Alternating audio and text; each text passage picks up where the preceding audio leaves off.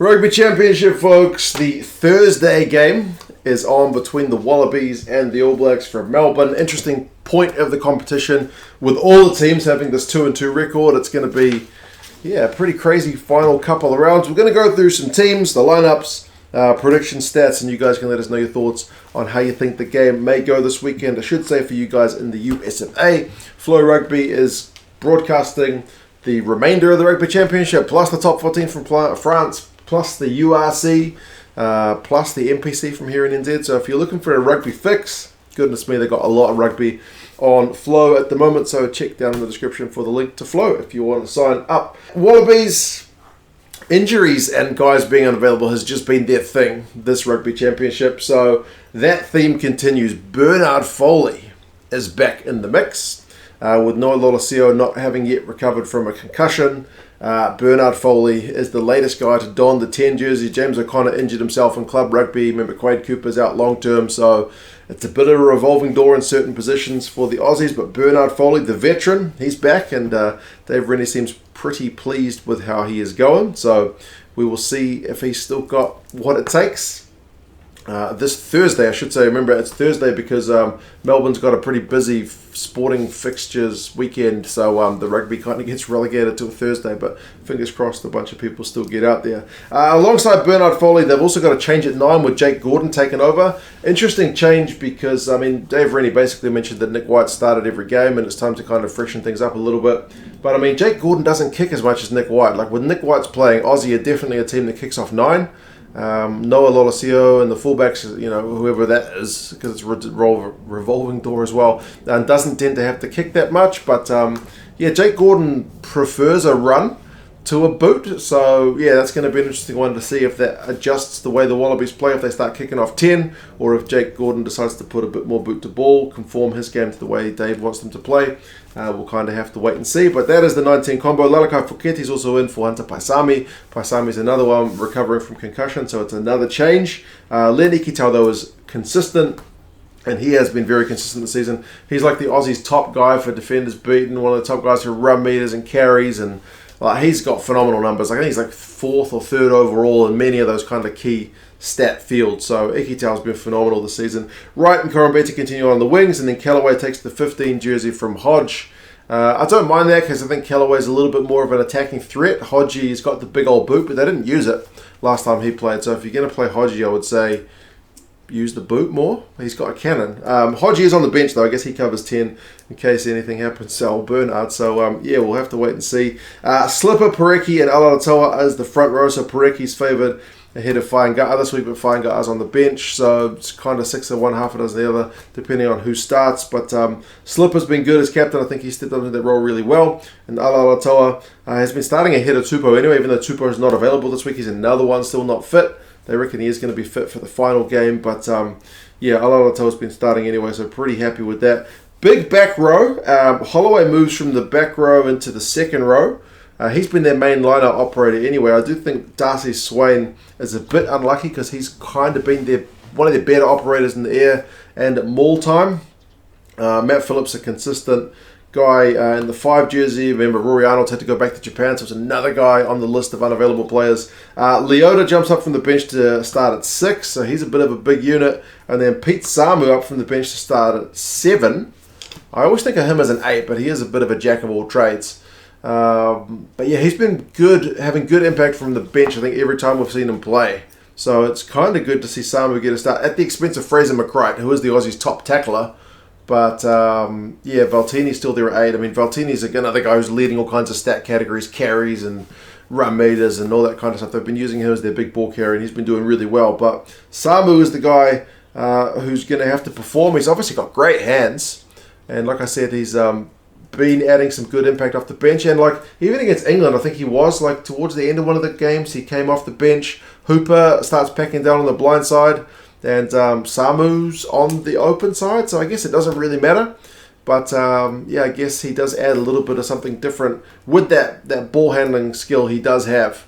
He can really mix things up. So, and I guess Dave is looking for a bit more in the contact as well. Replacements, Fainga'a, like I mentioned, Sio and Fa'amo'sili. So Fa'amo'sili takes the place of Tupo, who, as I mentioned, is not available. Swain, McReight, Nick White, Reece Hodge, and then Jordie Petaia is back fit at 23. So thankfully, a guy who's back fit. But yeah, fingers crossed nobody gets injured. I mean, the fact that Tupo got injured during the halftime warm-up of their last game, he didn't even get on the field, kind of just speaks to the luck the Aussies have had this year with their injuries. For the All Blacks, the opposite is true in terms of the changes. It's minimal. It's very, very consistent from what we've seen. To Groot, Taukei'aho, and Lomax, great front row. I think they've been doing the business. Taukei'aho is like the second top carrier in the entire competition. That guy, ball in hand, is maybe the best hooker in the world at the moment. I know hooker's a complete game. You got Montoya at the breakdown, Marks at the breakdown being phenomenal. Marks' ball carrying is good too. The Northern Hemisphere guys would certainly have something to say about that. But I mean, Taukei'aho at the moment is just getting over the advantage line like crazy. He's a proper big unit. So yeah, I mean, Fozzie's still looking for more to his game than just big ball carries, but that part of his game is doing really well. Brody Retallick and Sam Whitelock continue their kind of, I can call it a relationship, a locking relationship, which has been going many years. But Brody was on the bench last time, so he steps up, and that's because the 6th jersey is vacant with Fraser having a rib injury, so Scotty Barrett shifts there, so there's a spot for Brody. So you got 3 of our premier locks all starting, but with Scotty in the back row, so it adds a bit of extra height, bit of line out D, I think is what Fozzie said he's looking for from him, because he runs the defensive line out. So expect the All Blacks to try and disrupt the Aussies in the air. Sam Cane, the All Blacks top tackler, will still continue on at 7, the captain, and then Hoskins Tutu gets a chance with Ardie Savea on baby watch, I think is what they called it. So he's not available. So Hoskins finally gets a crack, and I think Hoskins, of all the All Blacks forwards, probably has the best pass. He's got a wicked pass. I mean, I think Dave Rennie said he's kind of a like for like with Ardie Savea. I don't think that's quite true. Savea does some crazy stuff, but Hoskins legit has a beautiful pass from the back of the scrum. Like, if you want to get the ball wide, he's a really good candidate for that. He pretty much plays exclusively 8, so he really does do well in that position. He's been doing well for the Blues, but he's been having to play NPC because he's not been getting any game time. But he finally gets a crack, so we'll see how he goes.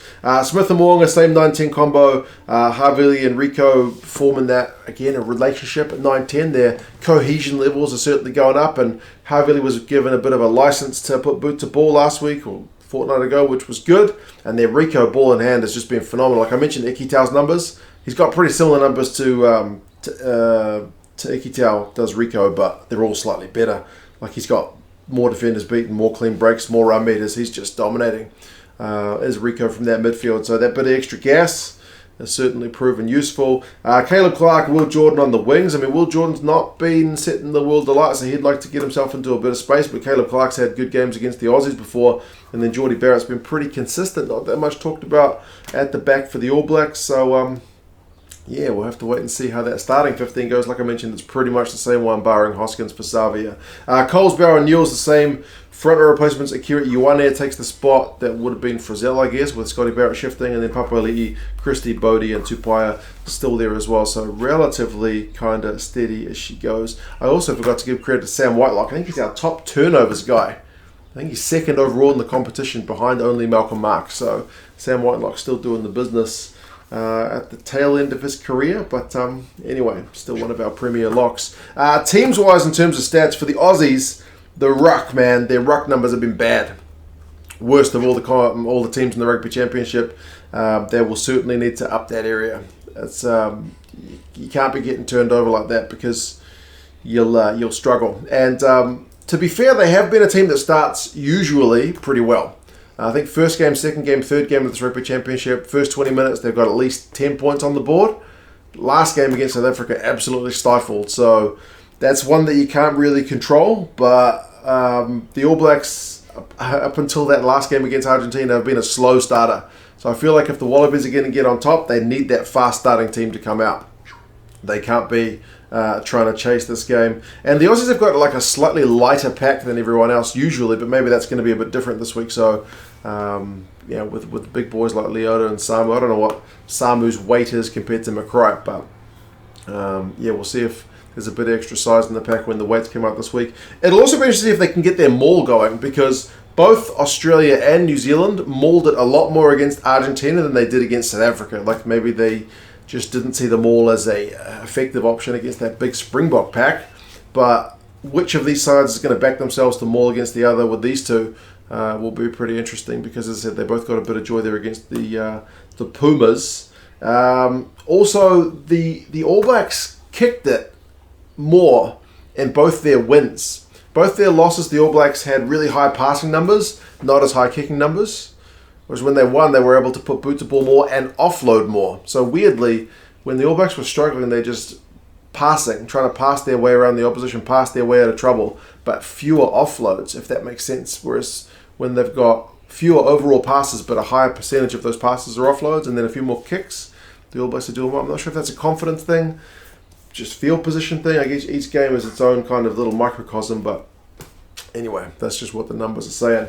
Recent history between the sides. The All Blacks have certainly had the wood over the Wallabies with the Fozzie and Rennie tenure. It's 4-1 over the last 5 games. The most recent being 21 last year in Perth. I don't think they've played in Melbourne since like 2010, which was an All Blacks win. So yeah, the All Blacks have generally had the wood over the Aussies, as I said, with Fozzie like 43-5, 57-22. There's been some big wins. I mean, the closest one among those last 5 was the Aussie win in Brisbane back in 2020. That was 24-22. So yeah, generally the All Blacks pretty good value. But that theme continues with the bookies. 9 points with the rugby forecast algorithm. 12 points with the bookies. So the All Blacks going into this one as pretty big favourites. Remember, it's a Thursday kickoff. It's from Marvel Stadium in Melbourne, so there's a roof, so expect some decent run in rugby. 7:45 local kickoffs, that's 9:45 for those of us here in NZ. And probably late morning for you guys in Europe, South Africa. Not sure about you guys in the States. Maybe it's like afternoon, evening. But yeah, Matthew Raynell is the ref. Hopefully we're not talking too much about him at the end of the game. But yes, you guys let me know your thoughts. Who do you see winning this one? The All Blacks consistency, or all those Wallabies changes, enforced as many of them are? You guys have any thoughts? And yeah, I'll talk to you guys again soon. See you later.